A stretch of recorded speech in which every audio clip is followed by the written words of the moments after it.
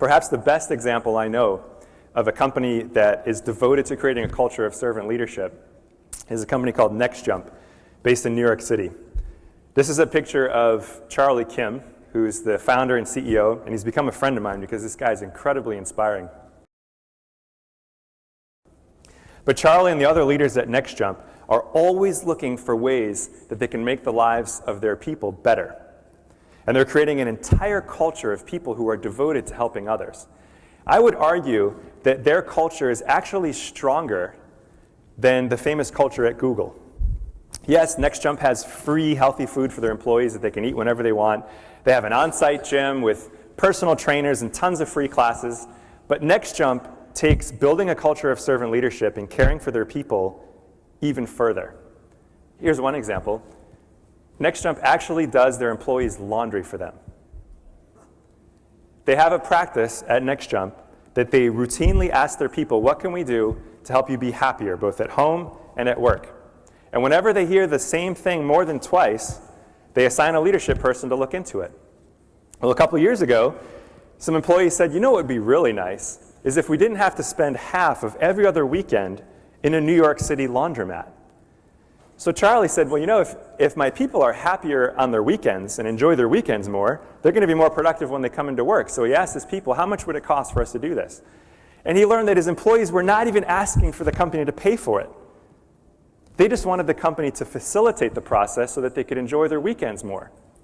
Charlie said, well, tell me how much it would cost anyhow. It turns out that although dry cleaning is pretty expensive, just standard washing and drying is not that bad. So nowadays, employees at NextJump bring their laundry into work in a bag just like this. It's taken to be washed, dried, and folded and put back into a clean bag, and then they take it home a couple days later. I don't think you can read this, but below the NextJump logo, it reads, my company gets my laundry, I get my weekends back. So then NextJump encourages their people to go out and serve in the same way. And one of the ways they do this is with a program called Code for a Cause. So at NextJump, they get some of the top computer programmers in the world working for them.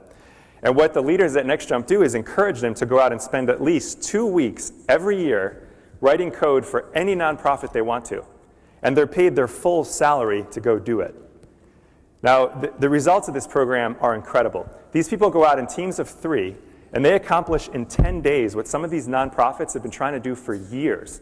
So they come back to the office feeling like rock stars, inspired to continue to grow and to inspire the people around them to grow so they can go out and serve in the same way. Another way they encourage their people to be servant leaders is with an award called the Avenger Award. I think they name all their awards after superheroes, actually. But the Avenger Award is $20,000 and a 3rd week of paid vacation. This award does not go to the top salesperson.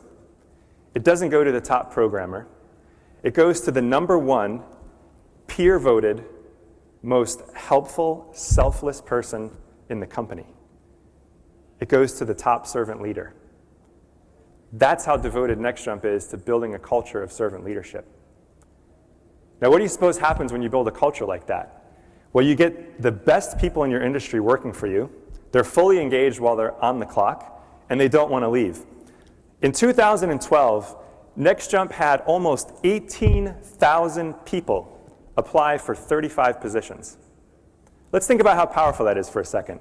They get to select several hundred of the smartest, most talented people in the industry out of a pool of 18,000 applicants, and then they get to handpick the top 35 people from that pool that are the best fit for their culture, people that are humble and are driven and aspire to help others.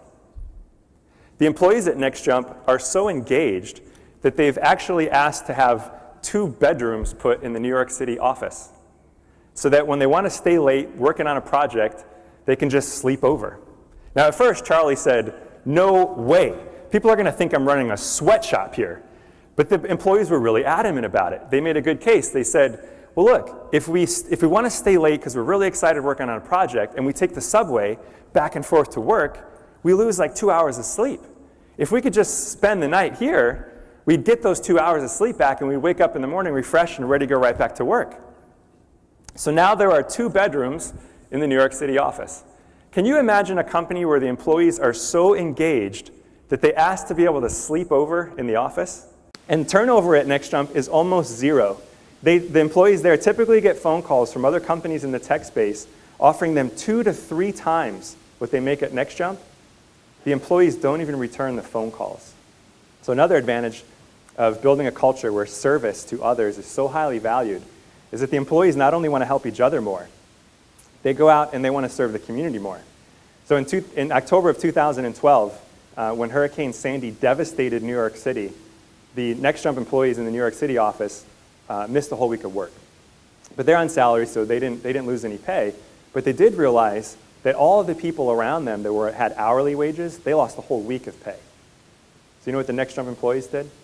A large number of them got together, and they agreed to donate a portion of their paychecks to make up for the lost wages of all the hourly employees that they interact with.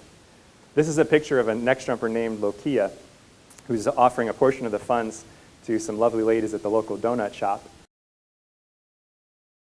And apparently she said that these ladies were so happy and so surprised by this that they said, "Oh my God," at least 10 times while she was there. Now, I think that this is one of the most powerful benefits of building a culture of servant leaders, because serving our community is not only a really effective way to attract and retain top talent, but it's also a very effective way to strengthen our brand and to generate word-of-mouth exposure and advertising. This is an excellent book written by my friend Simon Sinek, and it offers another very simple yet very powerful idea for how we can better serve our people, and that is to connect them to an inspiring purpose. So what Simon discovered was that if you look at all the most inspiring leaders throughout history, they were all very clear on why they do what they do. And it was usually some variation of serving a purpose bigger than themselves. They were also very effective at communicating their why to other people. So earlier I had mentioned to you that turnover at NextJump is almost zero. Well, a few years ago, that wasn't the case. When those employees got phone calls offering them 2 to 3 times what they make at NextJump, they were more likely to jump ship. I'm sure there's a joke in there somewhere, right?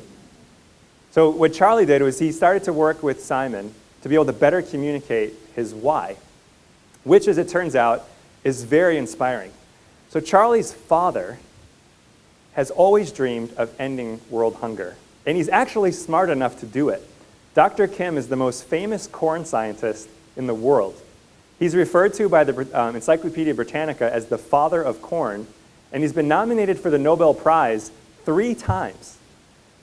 The only reason he hasn't won is because he's absolutely terrible at presenting his ideas, whether it's verbally or in writing. And what Charlie saw growing up was that all these people would come to his dad and say, "I want to help you," if they could get something out of it. They would say things like, "Well, Dr. Kim, I'll help you present your ideas and win the Nobel Prize if you'll give me 40% of your patent rights." He never saw anybody come to his dad and say, "Dr. Kim, I would like to help you because you're a good man who's working to help a lot of people." And as Charlie's business started to grow, he realized he could do something to change that.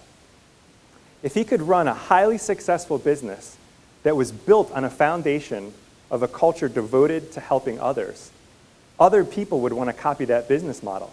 And if enough organizations operated with a business model based on helping others, it could have a significant positive impact on our world. So with Simon's help, Charlie found a way to communicate very clearly and concisely why NextJump exists. It's to do the little things that allow others to do the great things that they're meant to do. And nowadays, people at NextJump are crystal clear on why they come to work. They don't come to work simply to write code or just to make sales or just crunch numbers. They come to work inspired every single day because they're part of a team that's working to change the world. And they don't want to leave.